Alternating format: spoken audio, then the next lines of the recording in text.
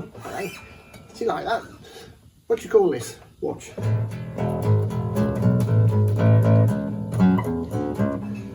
Plum and bass.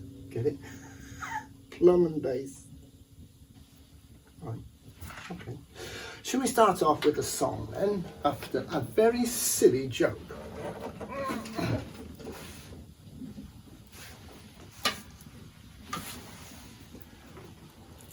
This is a great song and you can learn it ever so easily. It's called Water Come to My Eye. That means to cry. Okay. Let me sing through the first verse and then I'll teach you how it goes.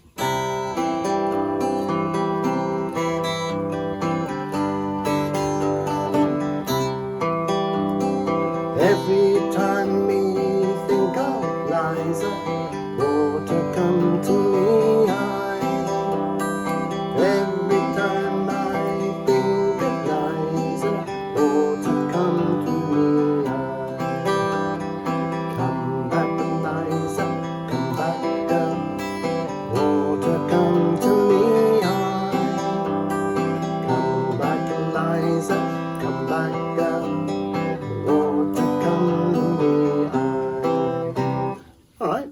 Every time I think of Liza, water come to me eye. You can join in that bit. If you can't join in all of it, you can join in the water come to me eye.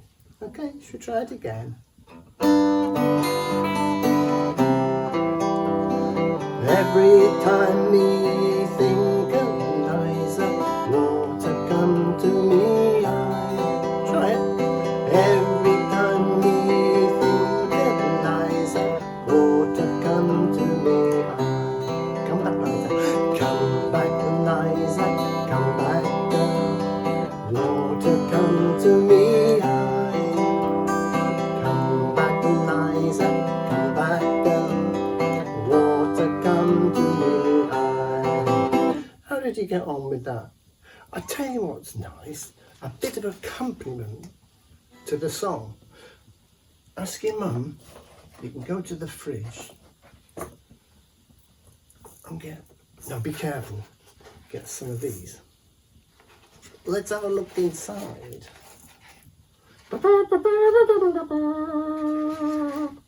Let's do some maths. 1, yeah, 4, Rodney. 2, 2, 3. But how does an egg give accompaniment? Like this, listen.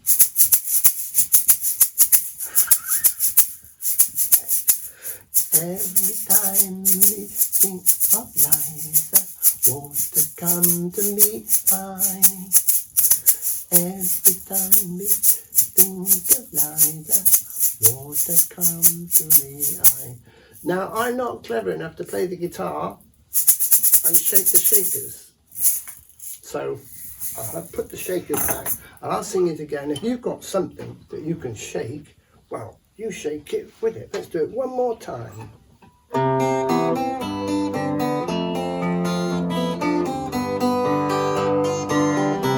It's me showing off.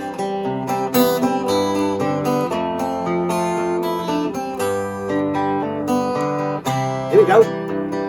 Every time I think of Liza, water come to me eye. Every time me think of Liza, water come to me eye. Try, come back, Liza. Come back, Liza. Come back, girl. Water come to me eye. Come back, Liza. Come back.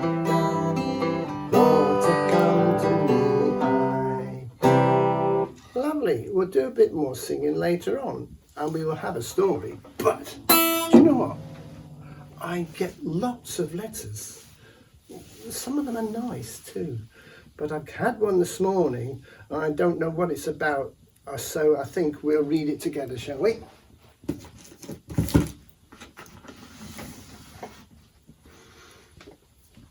Here it is. I'm going to read the front. I'm not happy about that. To someone who does not look like Hugh Grant. Oh, there's a big smiley face there, look. When it says Julia Roberts. Julia Roberts. Hugh Grant. Oh, important this is. Julia Roberts. She got lovely teeth. Cost a fortune. Well, I hope this is a nice letter, seeing as she's got lovely teeth. Dear Pirate Rodney. Oh, she got my name right. I have been asked by Hugh Grant to write and tell you that you do not look anything like him. When we are walking in Notting Hill, people say, "Hello, Hugh," to him, and I bet they don't say that to you. And when are they taking you to the home for old silly billies? Love, Julia Robertson. Well, let me tell you, Julia Robertson, that I was born before Hugh Grant, so therefore I look like him before him. So there we are then. Okay. Okay. Let's have a story. You'll have to look very carefully at this. It's a very special book. It's a pop-up book, and it's called Little Hazelnut. I'll try and hold the pictures out so you can see them. It's a special story, really, for this time of the year. You'll see why in a minute. That year, the snow fell early. That's what it looked like past my window yesterday. Lovely. Love the snow. Oh, look. A squirrel. Look. There is his acorn. The winter caught everyone by surprise. Even Squirrel wasn't expecting it. He had just enough time to gather his supplies. Can you see? He's got a hazelnut. Now, I think you'll find that that's a red squirrel. Don't get many of them round here, but I get squirrels on my bird table a lot, and I love them. Put him back. He's gathered his little hazelnut. Oh, I love the mouse. Oh, look. Watch again, watch. That looks like the hazelnut under the snow. Look, a hazelnut, but away from him. Little Mouse would have loved to stop and nibble on it, but she was freezing cold and scampered off to a warm hiding place. Can you see the nut? Can you see the mouse running off? The good thing about this book is that when you turn the page, they all fold up beautifully. Now, where's that hazelnut gone? It's under the snow. A thick blanket of snow covered everything in the night. The nut disappeared. A bluetit still lingered, searching for some scraps, or maybe a little worm. Lovely, isn't it? Can you see? You have to feed the birds when it's cold like this, because the ground is covered with snow. They can't get their worms. Whoa, whoa, look at that. Oh, goodness gracious. That's great, isn't it? Who did this book? She won't come back. The crows have frightened her away. In the cold, deep winter, they are the masters of the deserted garden. Yes, because they're bigger than all the other birds. And they do tend to come down on the bird table and chase the smaller birds away. But they're still very beautiful. We fold them away, just in case you're frightened. I know you're not frightened. I know you're not frightened. Oh, look out, look out. Oh, woo, woo. Uh-oh, Smokey has come out. He appeared without a sound and surprised them all. Yes, well, he surprised them without a sound because he walked on the snow, and cats walk quietly anyhow. So a cat walking on the snow would be completely silent. If you look carefully, you can see the footprints that the crows left behind, but they weren't staying when he turned up. Look carefully at this one. Watch.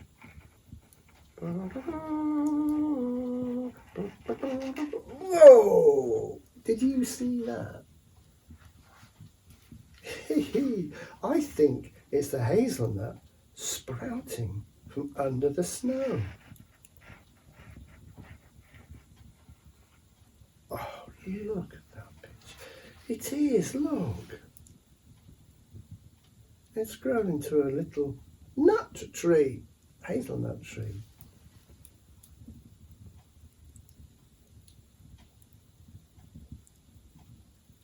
In the tender rays of the April sun, the garden awakes.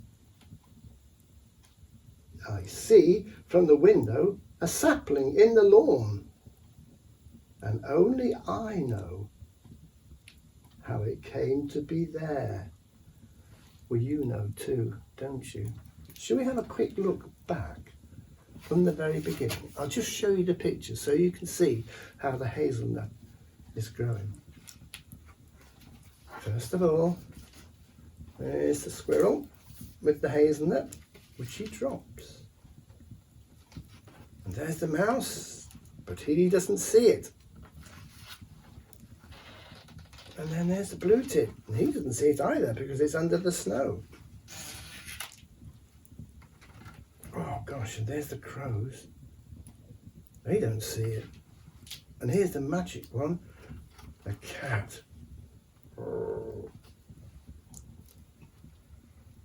And in the garden, something is happening. And then there's that miracle. A hazelnut tree. That is a lovely story. It must have taken whoever wrote it a long time cutting out all those pieces, I'm sure. Hang on. Wow, was that the phone?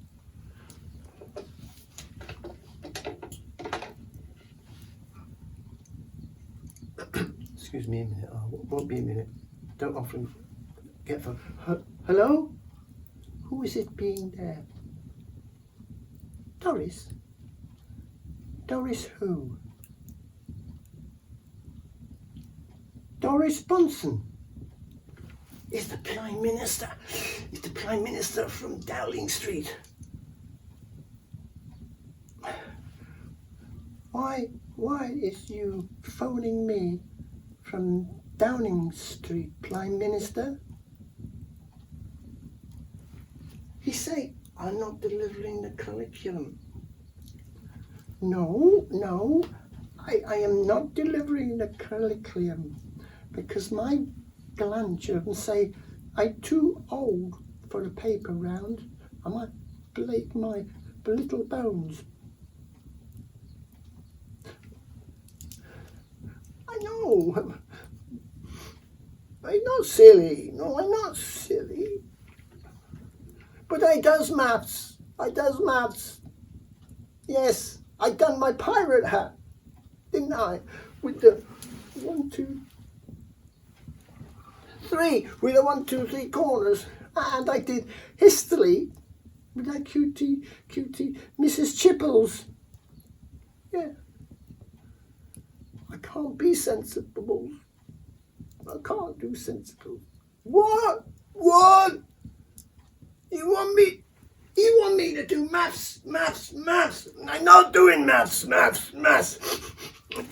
You're not the boss of me. I do what I like. Yeah.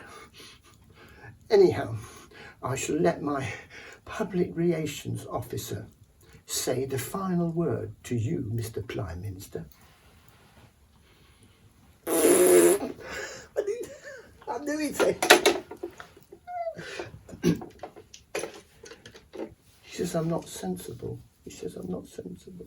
Oh, I done maths, I done histories, I done stuff, and I done pies. Oh, pies! Look at this.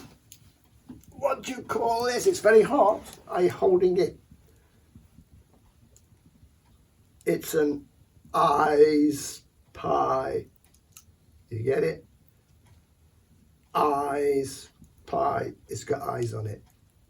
And you say, eyes pie, my little eye. So it's an eyes pie. I don't care what he says. I'm going to do my pirate jokes. I'm going to do my pie jokes. Oh, I had another letter. Somebody wrote to me in the proper way on the back of a £10 note.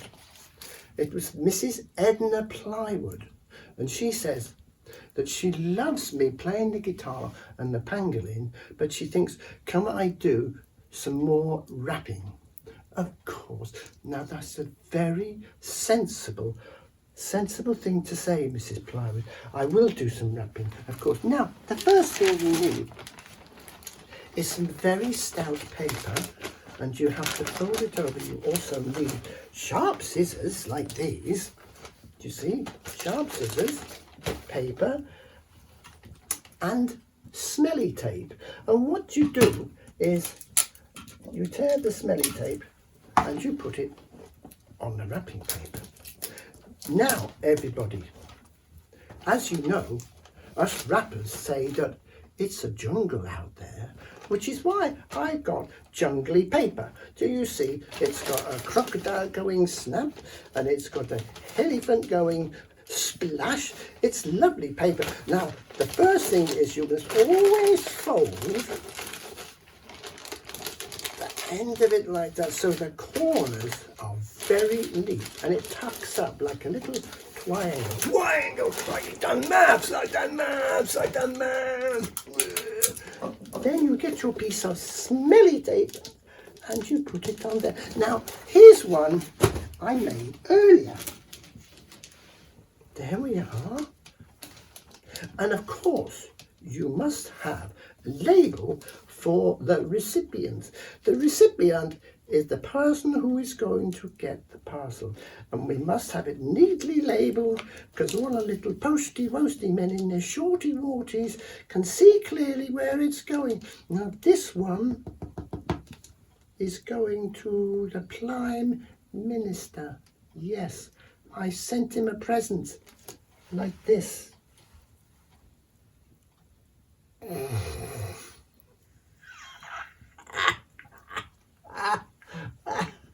I don't know whether he knows how to use it or not. Now, the other day I said, I don't do themes. I don't do a story about a cat and then make a picture of a cat and then walk like a cat. But today, I'm going to make an exception, because I'm going to sing a song for all those posty men in the shorty shorts. And it's called Postman's Knock.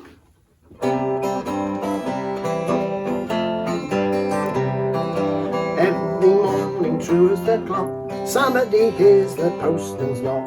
Every morning, true as the clock, somebody hears the postman's knock. What a wonderful man the postman is, as he walks from tail to door, with a medley of news his hands contain, for either rich or poor. On many a face the joy can trace, and many a grief he can see. But the door is open to his rat-tat-tat and his quick delivery. Every morning through the clock, everyone hears the postman's knock. Every morning through the clock, somebody hears the postman's knock. The mail it must get through, whatever the hazard or else. The low man of letters he pedals on through, pursued by a pack of wild dogs. Woo, woo. But easing complaining, whatever the trial or beating, he never retreats. For you get every bag and a hat with a badge, and it's better than walking the streets. Every morning through the clock, somebody hears the postman's knock. Every morning through the somebody hears the postman's knock. Try it. Every morning, true as the clock, somebody hears the postman's knock. Every morning, true as the clock, somebody hears the postman knock. Well done. I'll see you next time. And don't forget, always be yourself, unless you can be a pirate. And then always be a pirate.